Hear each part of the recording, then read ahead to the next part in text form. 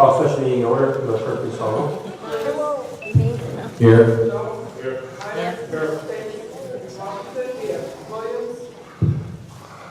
All right.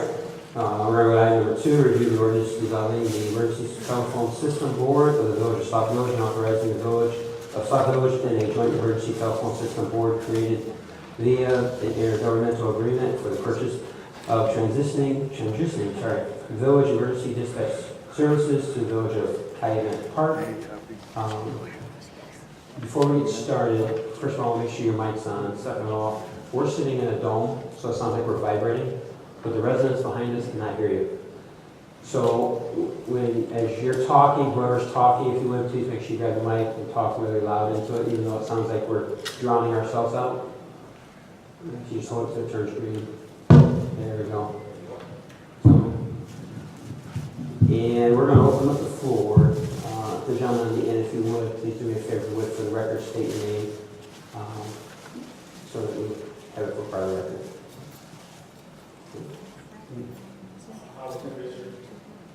Yeah, make sure you use that mic because they'll be yawning if you can't hear you.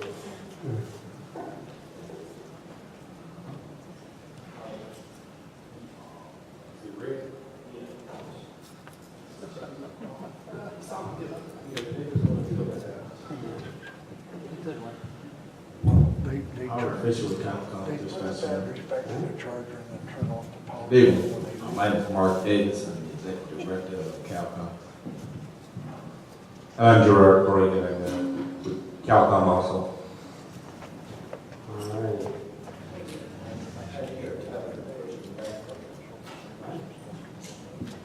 I'm the fire chief for Calumet Park Fire Department. Also the deputy director for the non-emergency center. And my title is an assistant chief of police in Calumet Park. All right. So I think it was, 2 or 3 meetings ago, the village board asked that we could get a little bit more better understanding about this ordinance. I don't think I was at that meeting. So we've asked Cal Park to come out, or Calumet Park to come out and give a little bit more explaining to the ordinance that is before us tonight. So do you have anything you want to start with? If so, let you start, and then I'm sure the trustees have a ton of questions. Okay, I don't know if I have enough copies, but I have made a couple extras, well, it's not the ordinance, but it's something from the state. We're all staying together. It's 6 copies of the state's plan for the consolidation. I think it was effective January 1st, 2016. Public Act 99006, which significantly amended the Emergency Telephone System Act under 50 ILCS 750. The ESTA is the Emergency Telephone System Authority and repealed the Wireless Emergency Safety Act for the purpose of consolidating 911 systems in preparation for a statewide conversion to the next generation 911. Now, in my interpretation of that is that the state is taking. Still going around, you gotta share, he's only got 6 copies, so you're gonna share. How many copies? We're going to need about 5 more copies.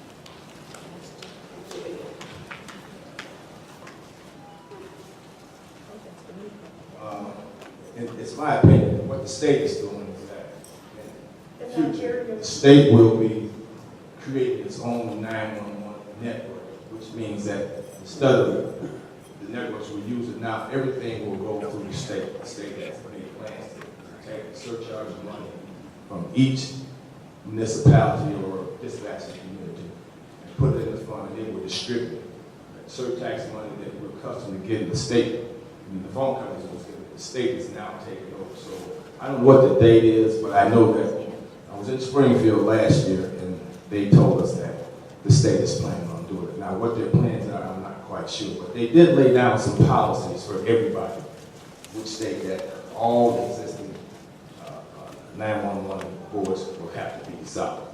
This is a state law and it's effective. And you have to not only dissolve that board with an ordinance, you have to create a new ordinance for a joint emergency board.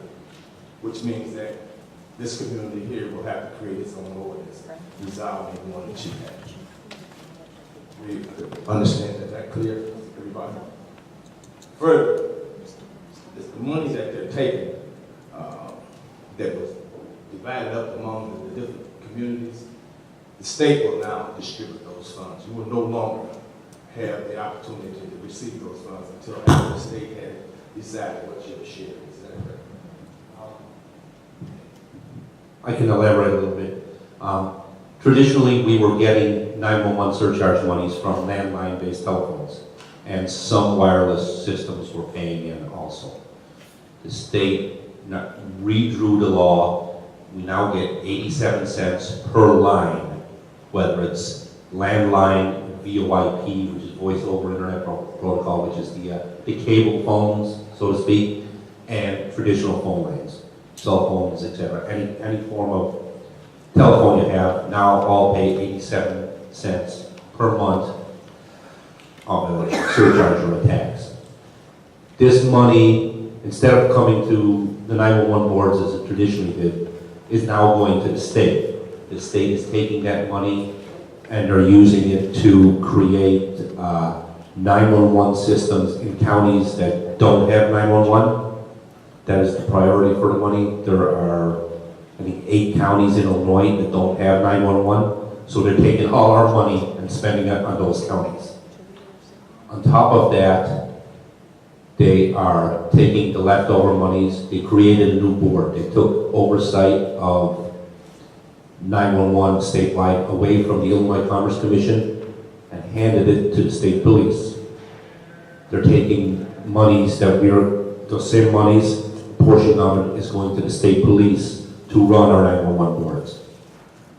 Once they have the 911s in place, they're going to take those monies and create what's called an ESI or EZNet, which is an advanced phone network system that is capable of supporting next generation 911 phones.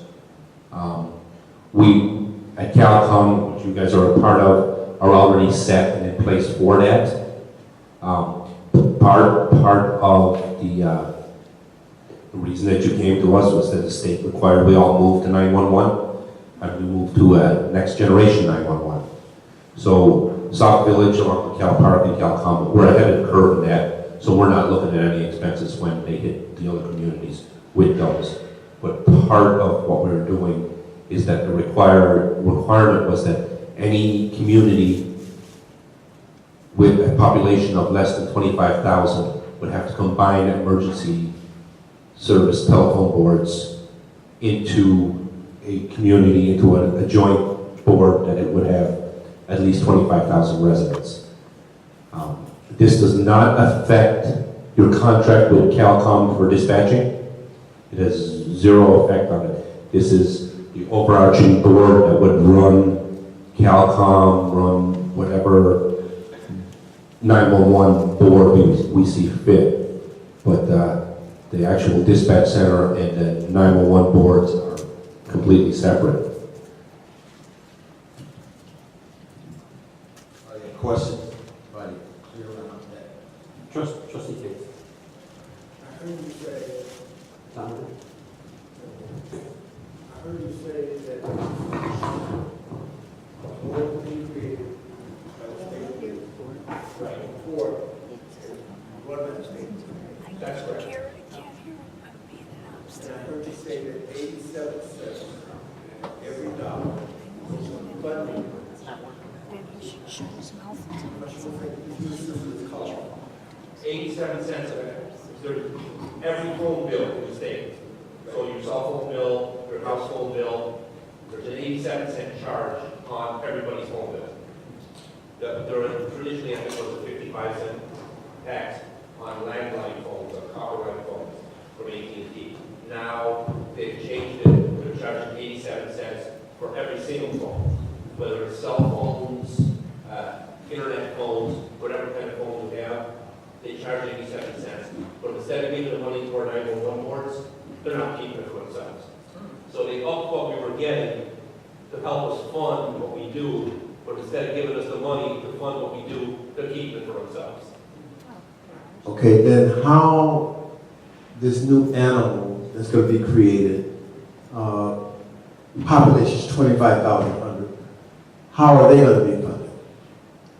We're still funding ourselves the way we are. The villages themselves are funding our 911 services. That surcharge money we're using to supplement it in the past, was never enough to run 911. It wasn't even remotely close enough to run 911. So the villages and towns were using that and supplementing with from their general funds. Well, now, basically what we're doing is we're using our general funds to run our 911, and that supplemental money, that few dollars we were getting a year,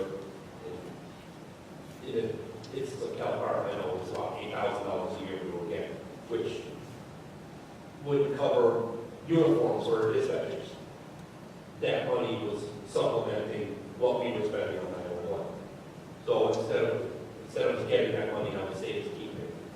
Well, he says the state is keeping the money, but you get your phone bill, whether it's a cell phone bill or a regular landline phone, there's taxes that's taken out of that.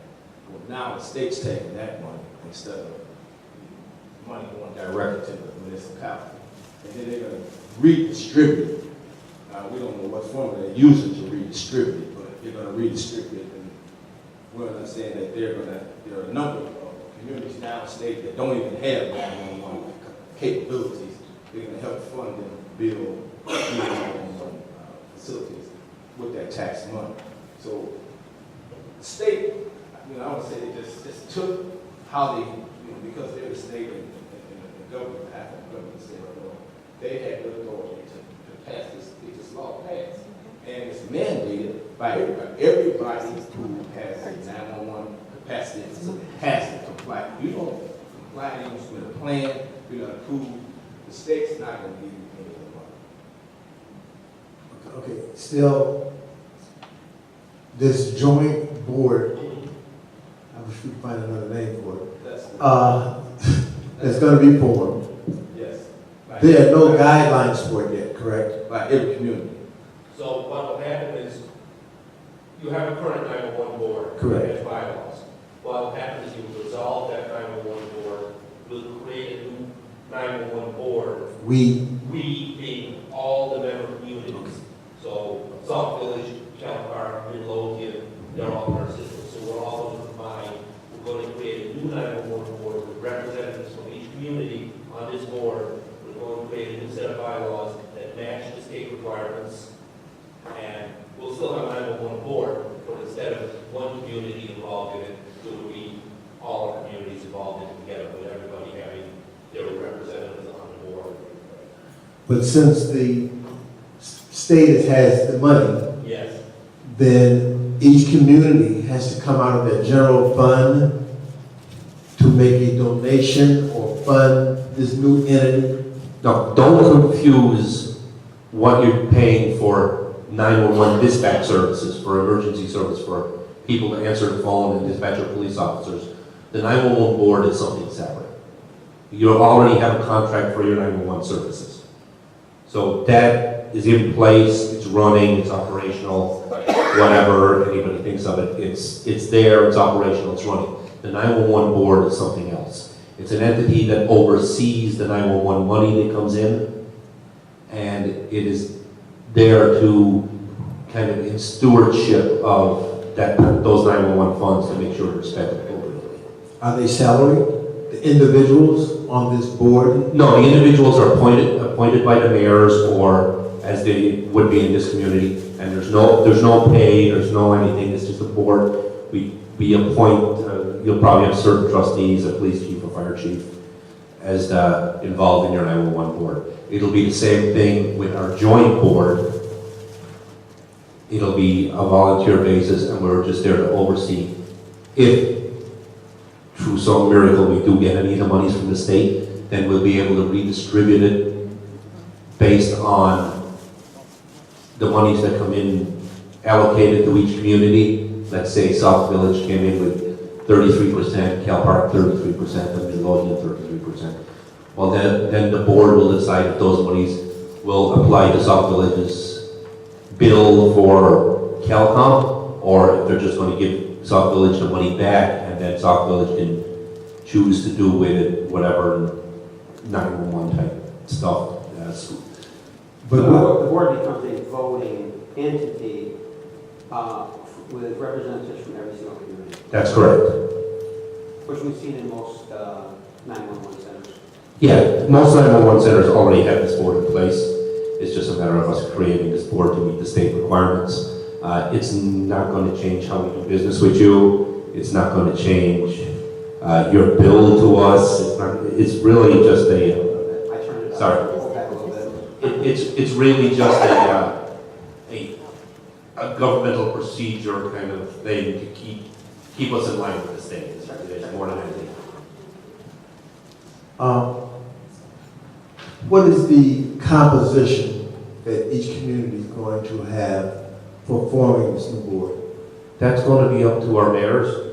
The mayors of our current communities will assign someone to create new bylaws, and then once we create the bylaws, we will decide as a group, do we have one, do we have two, do we have three? As long as we have enough to meet what's in the state requirements, that's how we will do it. It'll be very similar to your current state, to your current 911 bylaws. They're the same as Cal Park that dissolved it. Our 911 board and Midlothian has done the same thing, and there'll be very similar bylaws governing how we operate. The state the requirements are very strict on how it runs. You have you're allowed a certain amount of members and have to have a certain amount of members. So.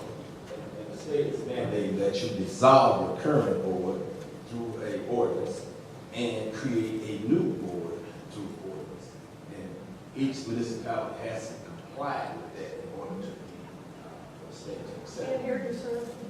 The state is demanding that you dissolve your current board, the STB board, and create a new board, create a new ordinance, creating a new joint board. This is under the state that's mandated. Any community that does not comply, then the state will not allow you to operate. Is that pretty clear? I'm still confused. You're going to create, each community has to create, dissolve the existing Dissolve board your current. and create an ordinance for the new board. Right, exactly. But there are no criteria for the new board. Yes, there are criteria there's criteria that's set down by state law as to what the bylaws are. The criteria are that we have to serve a population of 25,000 people at least. In counties where there's a population of less than 250,000 people, they have to create one board to oversee the whole county. In counties like Cook County where there's over 250,000 people, we can create multiple 911 boards, but the board must serve a population of greater than 25,000 people. So the bylaws are basically written out in the state statute. We gotta have a fire chief, a police chief, an ASDA for each community. And it lays it all out, so there's not really a whole lot of wiggle room on what we can do. It's going to be very, very similar to your current 911 board. And where you talked about where the mayors would pull everyone from each community, it's by state statute, which you already mentioned. You know, your police chief, your fire chief, and your homeland security, or as a coordinator, director, they would be on this board. If I remember, I think the mayors, whoever's the city mayor, would have a vote on the board. That's correct. So it's something similar, especially the ones that went to other 911 centers when we were visiting other 911 centers before we went to a joint dispatch. They talked about, if you remember, some of this stuff coming up and what the boards would consist of.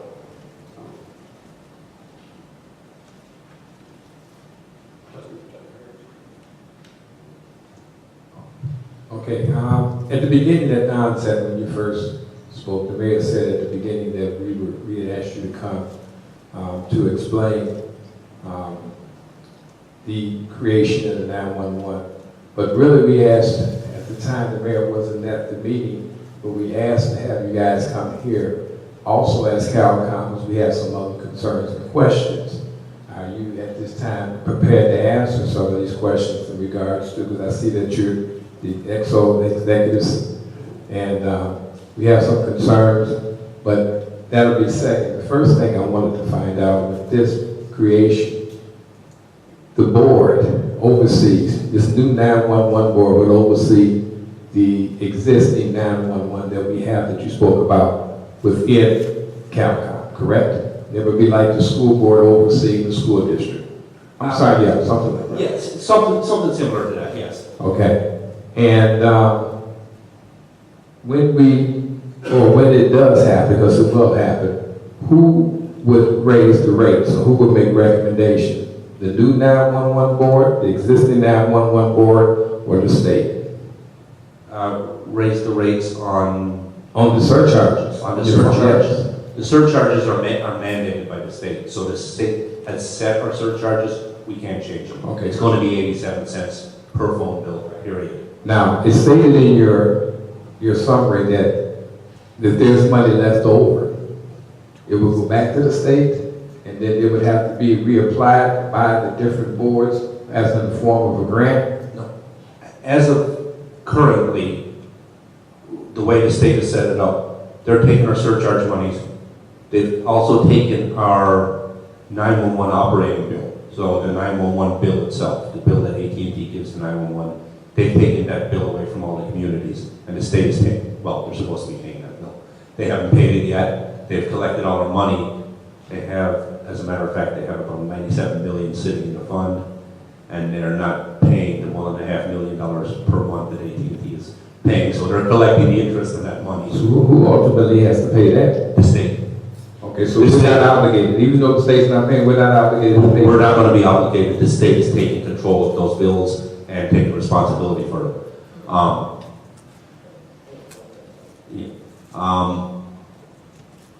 Sorry, I lost my train of thought. So, as it's set right now, the state is requiring that counties that don't have 911 get 911. So they're using those monies from everybody's phone bill to create 911. So our phone bill taxes are creating 911s in counties that don't have 911. Once that is done, the state wants to create this EZNet, which is the network that will run next generation 911. It's basically an advanced fiber optic network that will be run by the state. There are several different versions of it out there.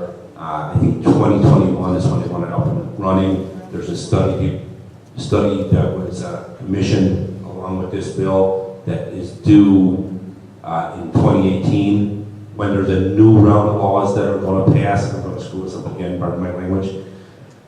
But the state, as of right now, for the foreseeable future, we're not going to see any 911 funds coming in. The state is going to usurp all those and spend it as they see fit. So basically, the counties that don't have the means, or because someone has to be, if you have 911, you have to be connected to someplace. It's not just out there floating. So if they don't pay, I'm just wondering, the counties that don't pay, I'm sure there must be some type of surcharge. But we're going to underwrite, or this particular bill is going to underwrite those counties that don't have the money. And if we don't do this, then we won't have 911 service. That is exactly what has happened.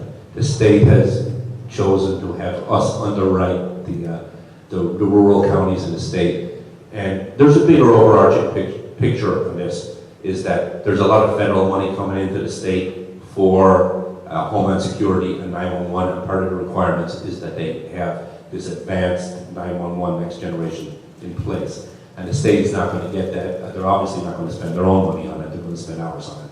And that's how they're doing it. Okay, because the reason I'm asking right now, we just passed the minimum budget. Will this money that we pay in also be obligated or be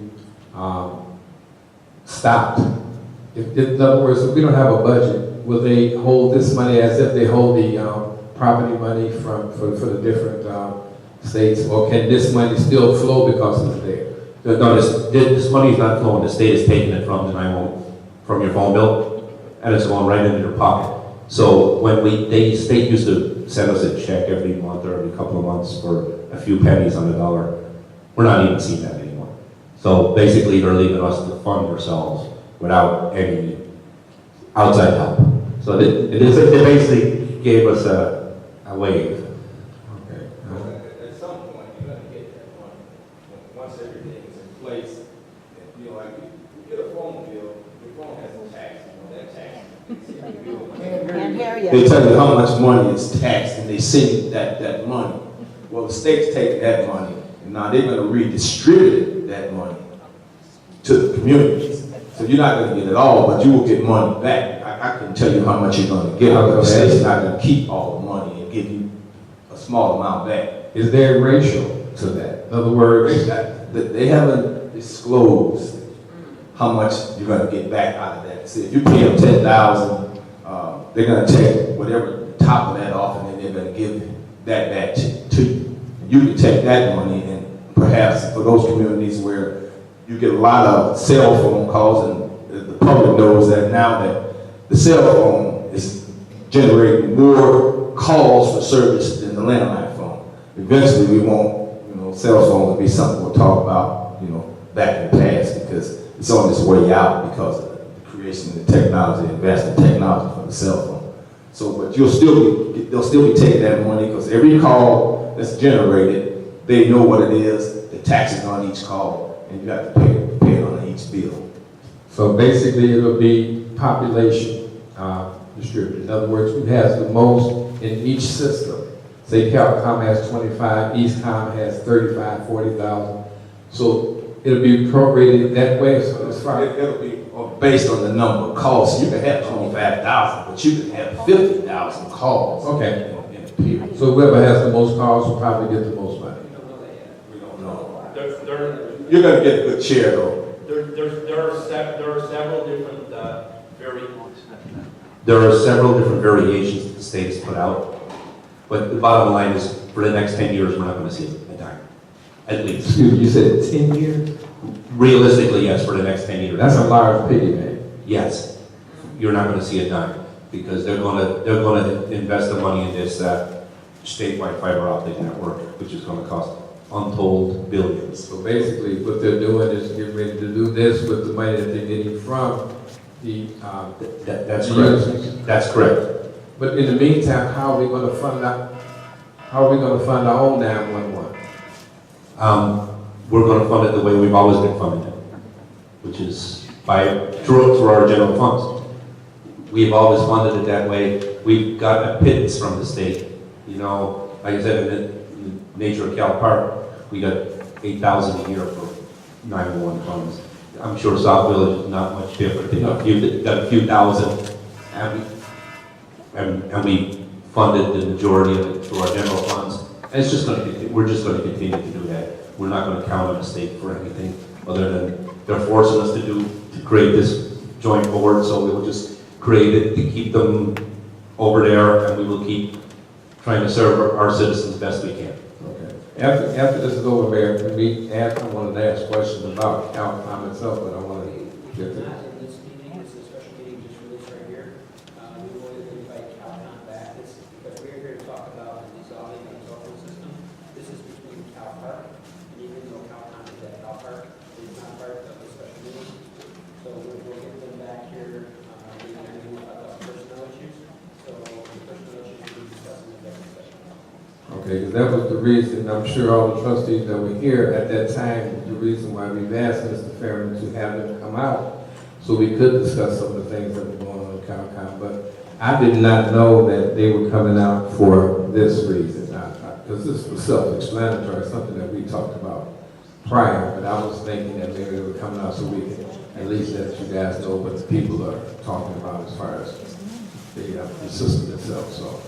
Well, if you give me a little window or something, I'll be glad to sit down with you. I think you guys will work to get you back. Okay, in the wonderful, session. wonderful. Because there is a discussion about personnel that we will not be discussing. Trustee Myers. And it's a statute,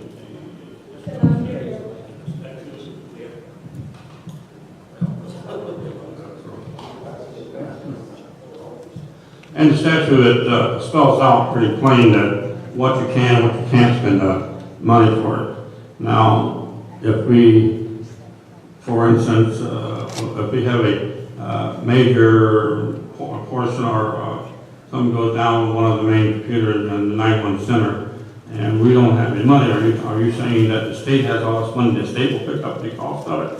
That's not what it says in the statute, it says we will pick up the cost of it. No, we're going to be, We're going to be holding the bag ourselves. We haven't counted on the state for monies for trying to protect our citizens for many years, and I wouldn't count on the state for any monies trying to protect our citizens for many years to come. I don't see them changing the way they do business. They're going to put the money in whatever pork barrel project they see fit and leave us here in the south suburbs to fend for ourselves like they always have. As you can tell from the comments, you can see my view of the state and what they're showing. Okay, so the money that the three municipalities have as forms of the joint board, I'm just using the figure now, I'm not sure what the amount is that our 911 board has. Let's say we got $90,000. That money, are you saying that money is going to have to be turned over to the state the minute that this joint board, or is that money going to be pooled together into the joint board account and put in a separate fund for the members of that board to use as they have, according to statute? The monies that are sitting currently in our own 911 boards will remain there. Sauk Village could choose to use it to pay its 911 bill with Calcom. They could use it to any other allowable expense that the statute allows, whether it's computers for squad cars, whatever the case may be. That we're not taking any of your money away. Calcom's money. I did say that, sir. I asked it. No, Part of the state. No, the state is not going to get its hands on the money we currently have. We're going to keep that, and we're going to use it as we see how it's best going to benefit our citizens. With Calcom, we're putting it into a capital fund, and so we have some money sitting there in case a computer breaks, and we have some money sitting there to fix it. One last question. As Director Davis stated earlier, we are pretty much so mandated by the state statute, which I have the law here, and I guess we are mandated, that we have to form a joint. If there's one or more, you have to form a joint board. Let's say any municipality don't decide to join a joint board. I know the state can come in and I believe the state's attorney, not attorney general probably, will come down on us with big fines. And can they also move us to a total location that we don't want to go to? Absolutely. The state can and will and is planning on moving several communities that don't comply with this law. They're going to move them they're going to put this community with whatever board they see fit, just because that's what they want it. They want it combined, and they're going to have the authority under the law to say, if Sauk Village didn't combine, they would, well, we're going to combine you with Creek, just because you're close. So rather than giving the state the choice on where we go, we're going to, as communities, try and band together and go where we think we can serve our citizens best together, rather than having the state decide for us. Plan, and give you enough time to be able to submit a plan, and they have to accept your plan. Now, there are a few communities that state, they've already submitted their plan, and the state's already told them, no good, buddy, that we're not gonna allow that. You have to submit something that we accept. So you can't say, well, you know, one community said, well, we got all this traffic coming through I-57, so that should help increase our population. And they said, no, that doesn't work. You know, the plan is 25,000 residents. You don't have that, then you have to have a very extremely good reason why you don't want to consolidate. And they have to accept it. And so far, they haven't accepted anybody that did not meet their qualifications or their requests. They have to have a plan. There have been about 30 waiver. There have been about 30 waiver requests so far to the state. The only waiver requests that have been accepted are some communities that have requested more time to gather the correct documentation to submit a plan. Other than that, no waivers have been issued because people don't have enough population and they think it's technically unfeasible, or they spent money on a new 911 room 5 years ago, and or they can't afford it. They're not accepting any excuses. They're forcing us to do it whether we want to or not. Absolutely. They feel like there's too many small dispatches throughout the state. And, it's my opinion that they want consolidation now, so when they get ready to move to the new network, they want consolidation now because when they get ready to move to the new network, it will be very easy for them to do it when everybody's going to consolidate instead of having to do it with 150 communities. You may only have to do it with 75. It makes it much more easier for them to consolidate. But we've already done that, correct? That's correct. That's correct. So this is not about that because we've already contracted to CalCom. So that doesn't have anything to do with this. If we don't agree on this particular ordinance, it's not going to, it'll just, will it nullify our agreement that we have with CalCom? No, our intergovernmental agreements are in place. Okay. We're going to continue to serve you. You're going to continue to expect the service from us that we should provide. Right. But the state may say, come in and say, no, you're going to be, if you don't comply with their law, may say, no, you're going to be part of this ETSB, and this ETSB can then, having overarching powers over 911, can say, no, you can't be over there, you have to be over here. We want you with our 911 system where you're going to pay us. So basically, if it is no, then what you're saying is the state may come in and say, okay, well, you don't want to go with that, but we're going to put you with another municipality. And in the meantime, the municipality says, okay, if you come with us, you got to come all the way. Exactly. Yes, they have us where they want us, basically.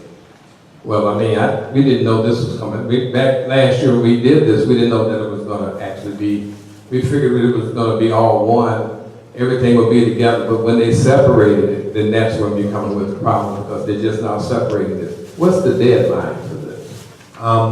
The deadline was actually July 1st of this year, but we submitted a waiver requesting time to... And the reason is because you didn't have a third person, correct? A third municipality. We did have commitments from Midlothian at that time, and they accepted, we were able to show a letter of intent. Okay. And the state said, that's good enough, and we said, we want some time to get all the documentation in place so we can combine. But the last I heard it was Blue Island, and that's what I was, it was not Midlothian, it was Blue Island, so I didn't know that it was Midlothian until 2 weeks ago. Yes, Midlothian is joined the CalCom Right. system. There are several other communities that we are also in negotiations with, but that's neither here nor there. The point at hand is that we get the ordinance in place dissolving in ETSB so we can move forward with our application to the state to create a combined ETSB and keep them off our backs. Now, I'm going to not put you on the spot, but yeah, I'll put you on the spot. In creation of this particular entity that we're getting ready to go into, do you now see any increases in any software hookups? I know you all are shaking your head, but I'm asking these guys. The agenda is not talking about agreement with CalCom. The agreement we're here today to talk about the ordinance is between Sauk Village and Cameron Park.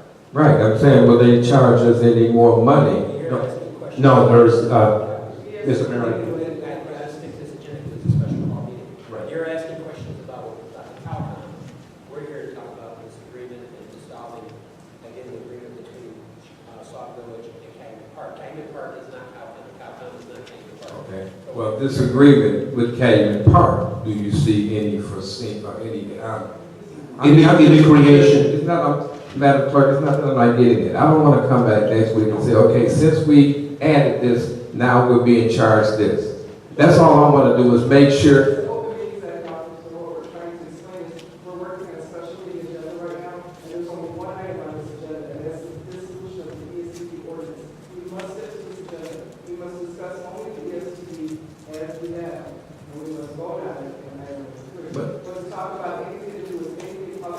DSTV will be violating the open. So if the trustee asks this question, is there going to be additional cost for the ESTV?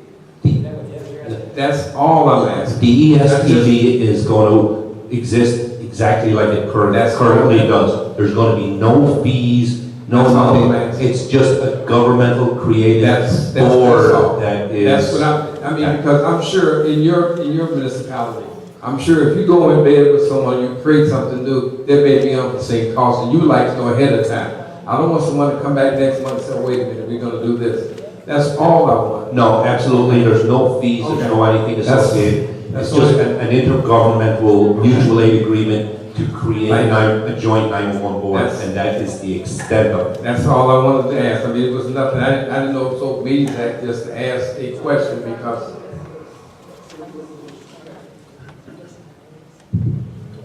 Next time I'll just ask the clerk first before I ask you guys. Okay, thank you.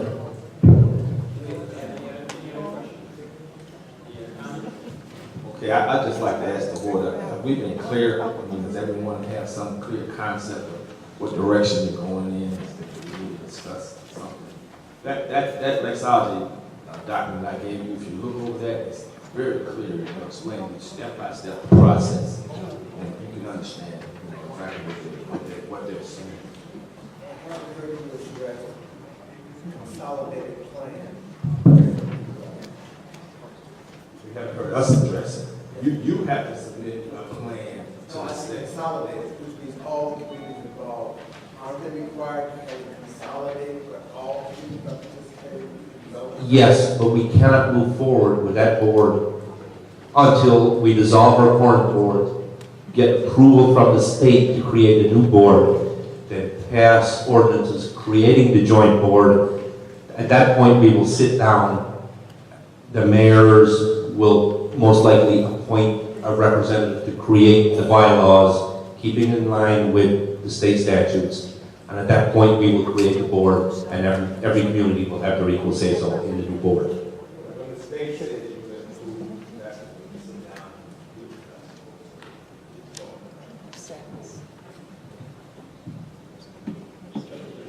Is there a date that the state, are you looking for a date from the state? Well, they gave us a July 1st to submit the plan. We asked for a regular extension. They gave us an extension because when we asked for an extension, we explained very clearly why we wanted an extension.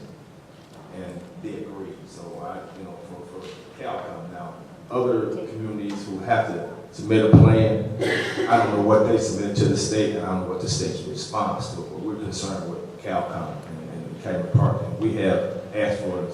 So once we get all the paperwork, the IGAs, and the creation of the members, and the plan, and the board is created, I guess then we'll have that big meeting, and we'll sit down and we'll iron out, directions we need to go for each member of that joint board. Any other questions or comments? All right, hearing none, I would ask for a motion to approve the ordinance dissolving the emergency telephone system board of the village of Sauk Village, and authorizing the village of Sauk Village and a joint emergency telephone system board, creating via an intergovernmental agreement for the purpose of transitioning the village emergency dispatch service to the village of Park, ETSD. Motion is there a second? Motion, question, or second, is there any questions? Hearing none, Village Clerk, please call the roll. Burgess, Go fast, man. Jones, No. Myers, Yeah. Tate, No. Washington, Yes. Williams, Burgess, No. Mr. Mayor. Here, vote yes. Okay, motion passes. Move down to number 4. All questions and comments will be directed to the mayor. For 3 minutes of comment. Each speaker will only be allowed the opportunity to speak on agenda items only. If there's anyone who would like forward, please speak forward. Through this. If you would, please state your name for the record. Bernice Rose, I just got a quick question. It's my understanding that this 911 board will be established, and Cal Park is like southwest. Is there a board that's going to be established for southeast, with this county under 25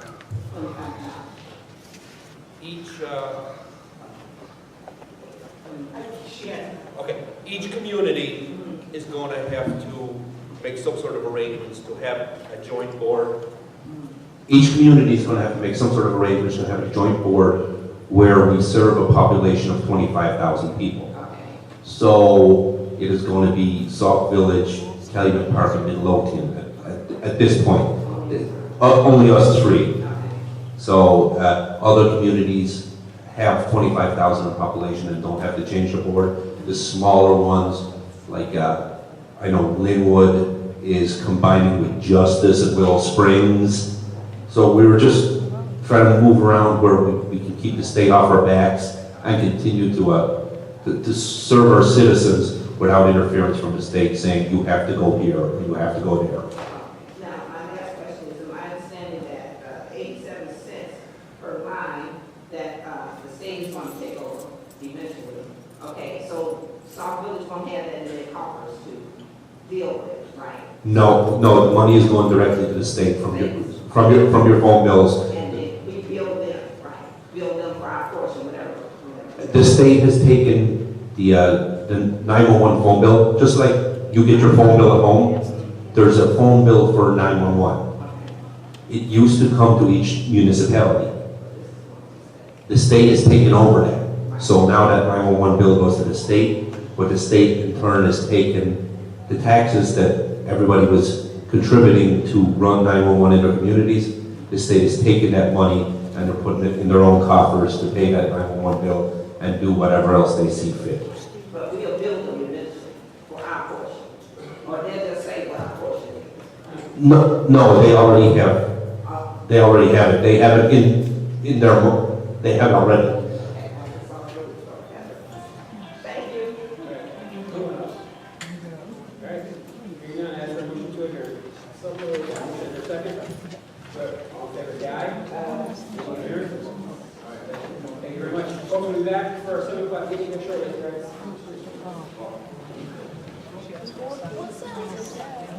Huh?